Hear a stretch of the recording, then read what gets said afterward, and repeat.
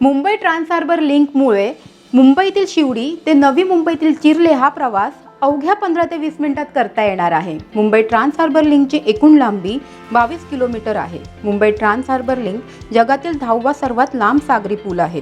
सागरी सेतूला Shivdi नावाशिवाय trans harbour link असेही म्हटले जाते।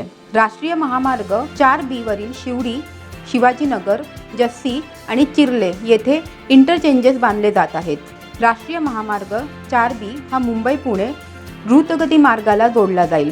मुंबई ट्रान्स हार्बर लिंकसाठी टोलची किंमत प्रति ट्रिप 250 रुपये असेल।